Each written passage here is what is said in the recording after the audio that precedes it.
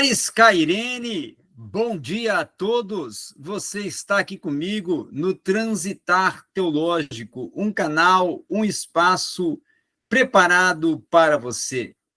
Você conhece o meu trabalho, sabe de todo o meu desenvolvimento na área da teologia, da filosofia e desse transitar que eu desenvolvo nas ciências humanas, e eu estou oferecendo agora a você que queira um curso comigo, tendo eu como seu mentor e professor na área de teologia, escatologia, também grego e exegese, como oratória e retórica e hermenêutica filosófica.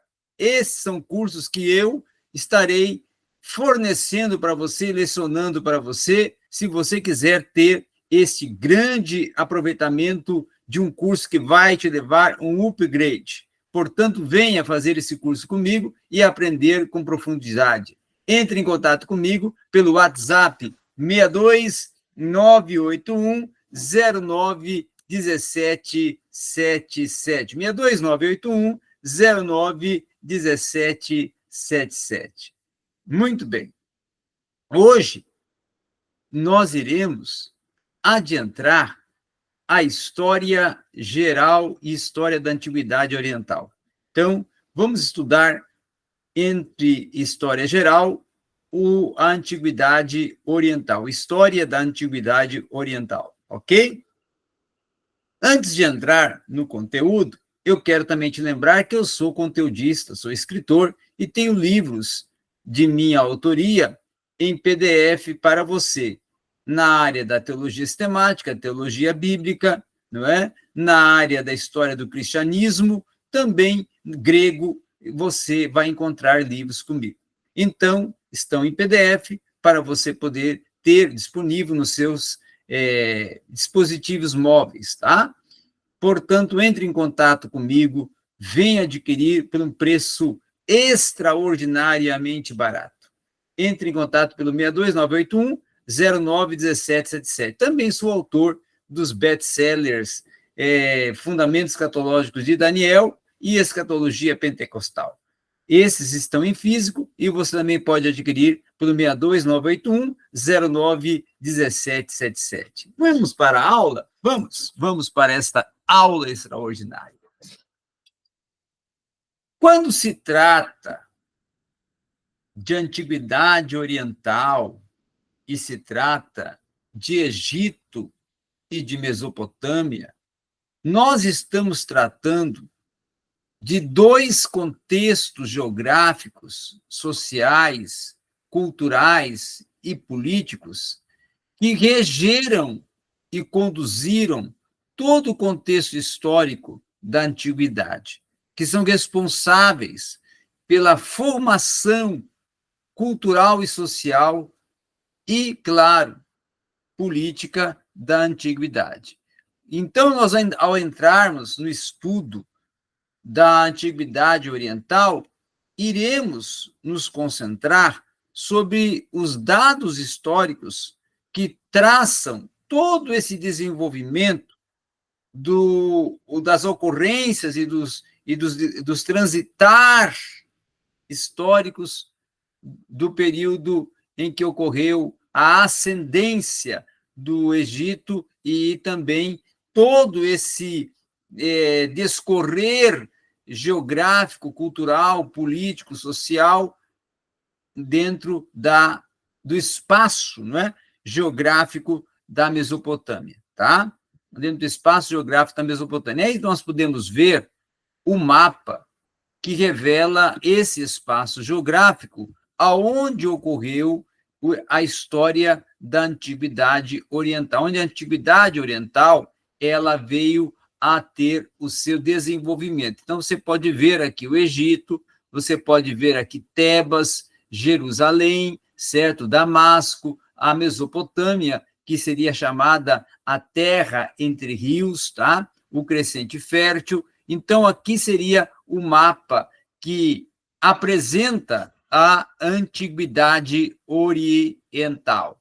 Dentro desse contexto, ainda podemos falar da Mesopotâmia, não é? A Mesopotâmia, que teve essa localização dentro de um contexto terreno denominado entre rios, por isso que o seu significado para os gregos era terra entre rios, e também foi o vale aonde estava concentrado os rios Tigres e Eufrates, denominado o Crescente Fértil, tá? A Mesopotâmia hoje compreende, então, quem? Iraque, Irã, Síria, Turquia e o Kuwait, tá? E a sua localização geográfica, ela se compreende dentro do Oriente Médio, certo? Então, ela está localizada dentro do espaço do Oriente Médio, ok? Muito importante nós sabermos, inclusive, que aqui é hoje a região mais articulada e a mais concentrada também dos grandes conflitos, não é? Entre, por exemplo, Israel-Palestina, Palestina-Israel e outros conflitos que surgem a partir destes que estão aí ocorrendo nesta região, por disputa, claro, como sempre foi, de espaço geográfico e território. Vamos ver também agora aqui uma imagem do Crescente Fértil, que seria a terra entre os rios, apresentando aqui para vocês uma imagem direta da Mesopotâmia, tá?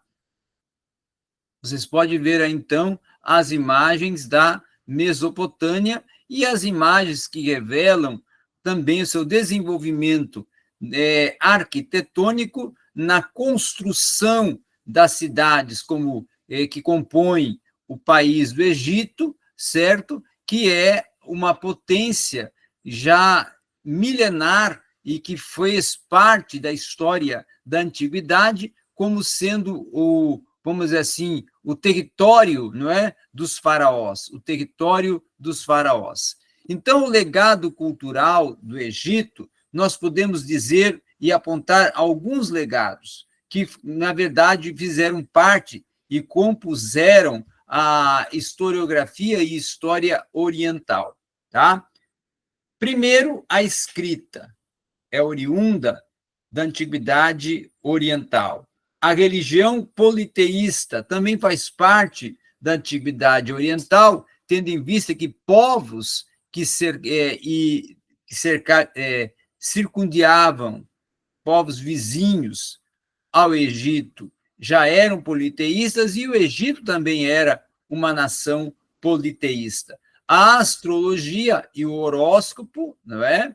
Já era uma prática egípcia, a matemática, a codificação das leis que serviram de modelo até para outros povos partem do Egito, o hábito de fazer o plantio de acordo com as fases da lua também era esse hábito desenvolvido no Egito, a semana compondo 7 dias, a posição do número, tá? A divisão do dia em horas, minutos e segundos parte já do período do Egito, a divisão do círculo em 360 graus também parte do período do Egito, a multiplicação, os templos, os palácios e os zigurates, não é? Como também o material para construção, o tijolo, que era desenvolvido até hoje do uso, claro, da argila, tá? Do uso do material terreno ou físico, argila, certo? Muito bem. Continuando a nossa aula, nós passamos agora para o nosso próximo slide e nós já vamos ver as civilizações mesopotâmicas, tá? Vamos ter aqui um acompanhamento mais distinto sobre as civilizações mesopotâmicas. Quais foram essas? Primeiro, nós podemos ver que as civilizações mesopotâmicas trouxeram de contributo para a história da antiguidade oriental e apresentaram, dentro desse transitar histórico, a dependência dos rios Tigre e Eufrates, que era uma questão não só social, mas também econômica daquele período, certo? As enchentes violentas e climas inconstantes faziam parte também do contexto da parte climática e geográfica das civilizações mesopotâmicas, tá? A religião politeísta, deuses de contexto temperamental ou temperamentais, e religiões com a proposta fatalista, tá?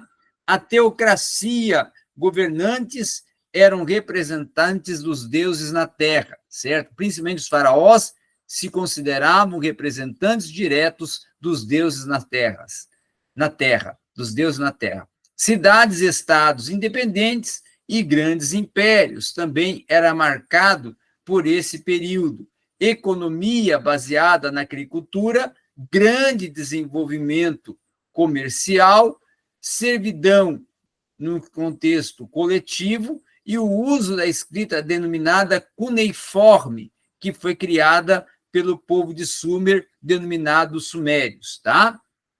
Continuando e passando para o nosso próximo slide, nós vamos ver aqui um pouco do que nós podemos constatar das construções dos primeiros zigurates, tá? Que eram oriundo das civilizações mesopotâmicas e que os sumérios foram os responsáveis por desenvolver esta obra arquitetônica denominada zigurates. Outro sim também é a Mesopotâmia, zigurates esses que eram de Babel, denominado Torre de Babel, certo? Nós podemos ver aqui a proposta, claro, segundo a narrativa bíblica do Gênesis, que foi uma torre que foi construída, inclusive, com o objetivo que o cume chegasse ao céu para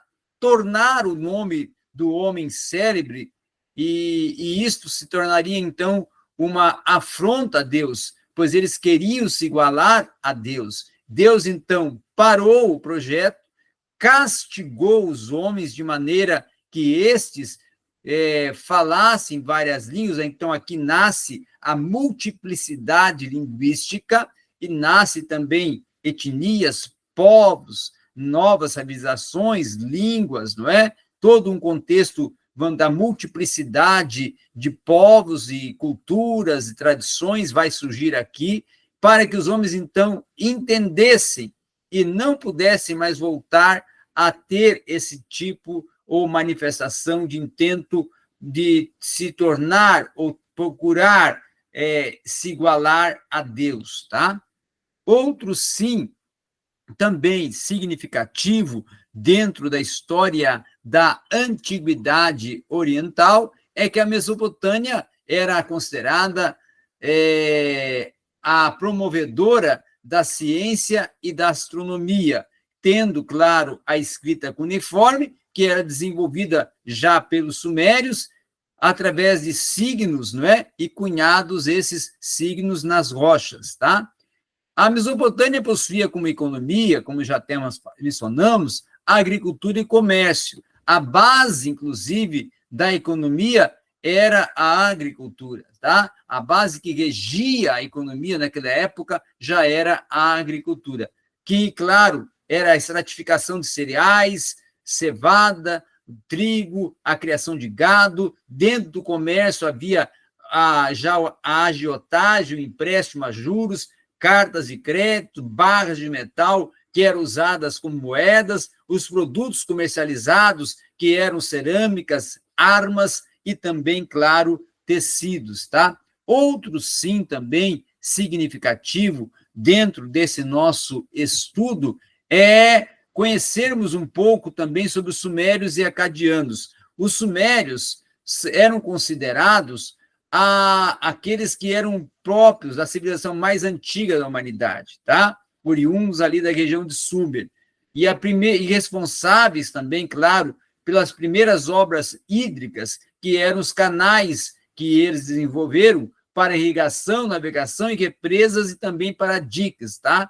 E também, claro, foram os promovedores de carros movidos dentro do contexto da roda e também o arado de mental, certo? Aqui nós temos, inclusive, uma estada de Gudea, o governador de Lagar, uma das mais belas peças, né, da escultura sumeriana, da arte sumeriana. Os sumérios deixaram como um legado para as nações e para os povos justamente a escrita, tá? A escrita dentro de uma que era desenvolvida ou era praticada numa placa de argila com a ajuda de bastonetes, deixando marcas de cunha, e daí o nome que veio se tornar de escrita cuneiforme, certo? O porquê, então, do nome escrita cuneiforme, você acabou de saber agora nesta aula.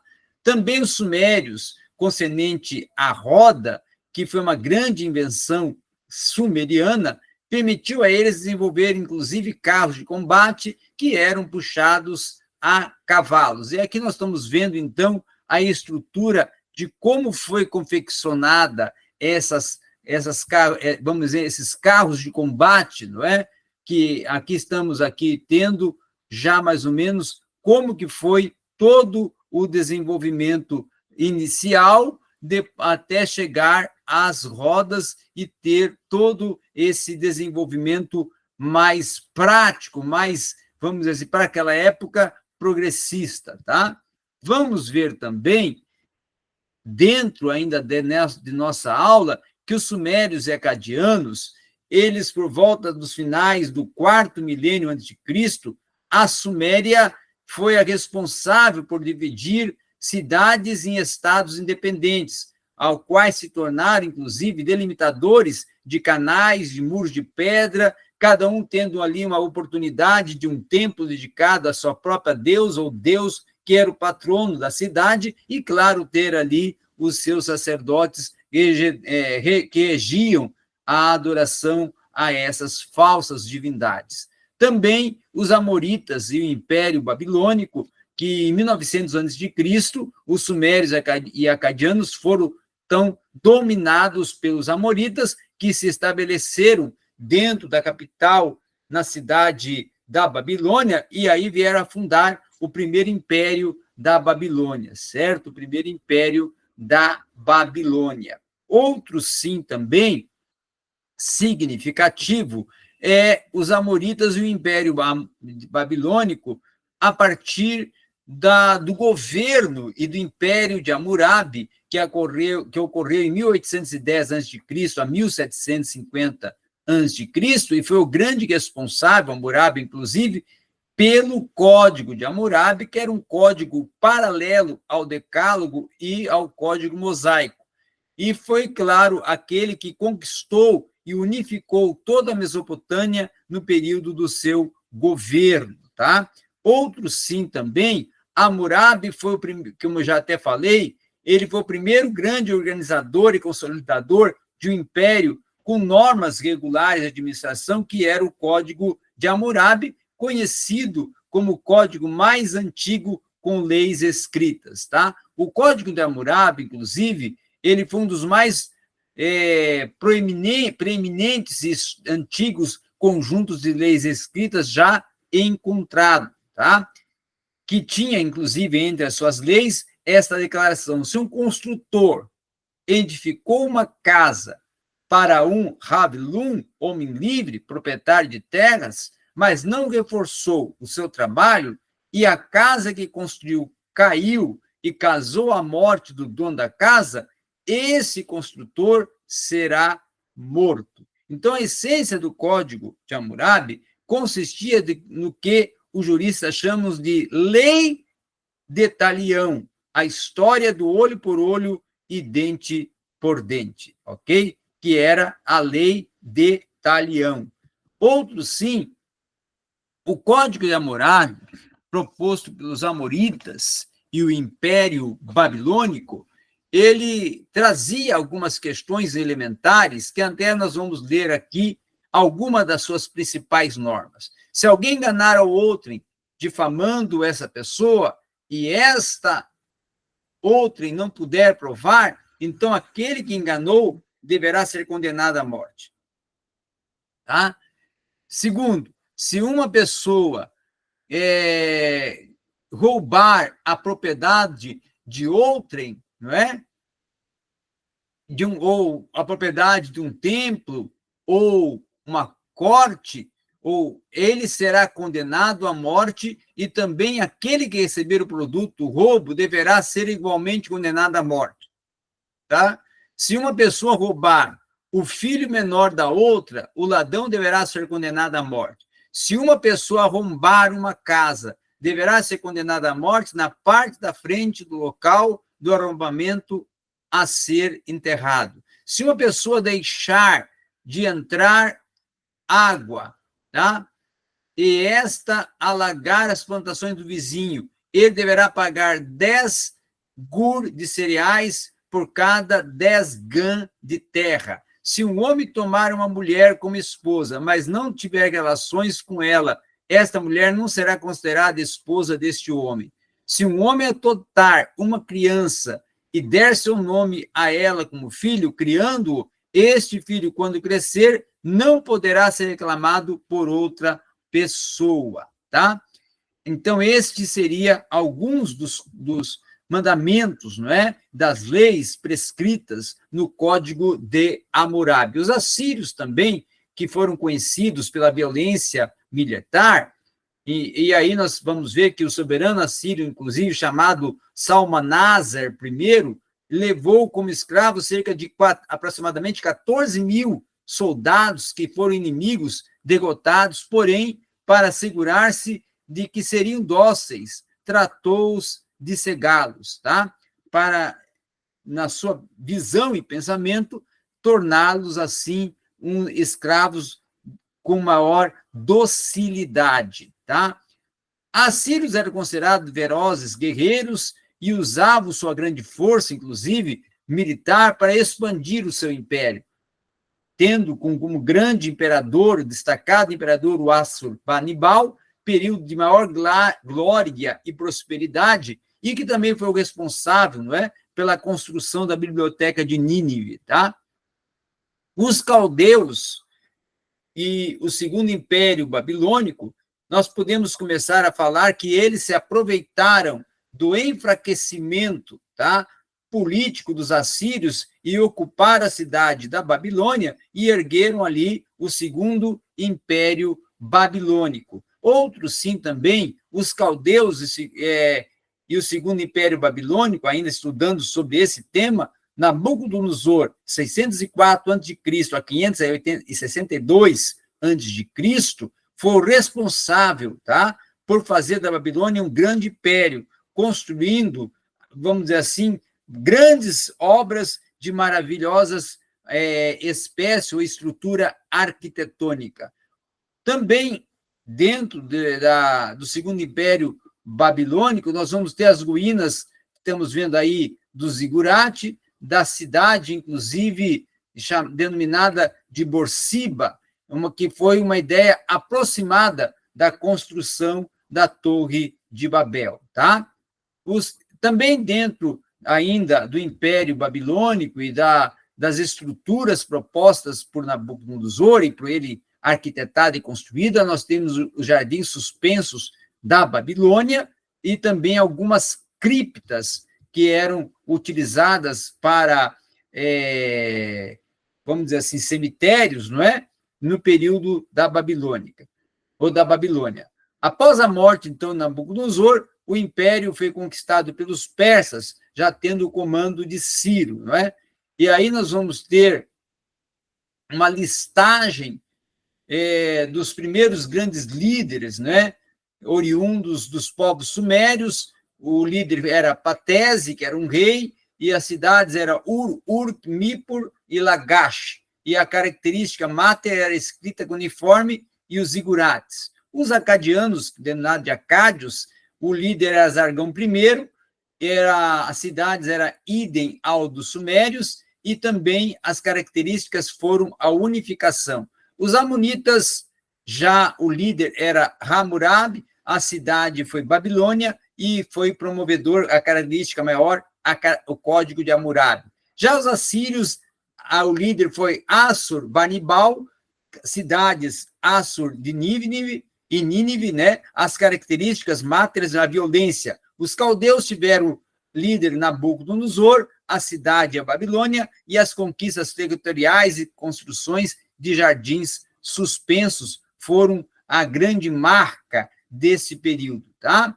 Outro, sim, também significativo, na continuidade ainda dessa nossa aula sobre a Antiguidade Oriental, é falar também agora do período já da Antiguidade dentro do palco das disputas políticas, e aí pontuar aqui o Iraque, que foi um país fundamentalista e muçulmano, que foi responsável por grandes disputas, grandes guerras e grandes destruições e chacinas no período até do genocídio causado pela guerra. Um outro, sim, também, é algumas questões que nós podemos tomar de distinções dentro de todo um contexto histórico da antiguidade, é justamente nós vermos que esse estudo que acabamos de desenvolver, ele é o responsável por nos levar a um entendimento muito mais amplo, muito mais significativo, sobre todo um mapeamento histórico, todo um contexto e desenvolvimento histórico que nos elucida cada vez mais a importância de virmos a conhecer cada uma das ações praticadas pelos povos antigos e o que eles contribuíram e concederam para o transitar histórico de toda a humanidade. Obrigado a todos, e se você chegou até aqui, não se esqueça de dar seu like, não se esqueça de comentar, compartilhar o conteúdo e, claro, torne-se um inscrito deste canal. Obrigado sempre.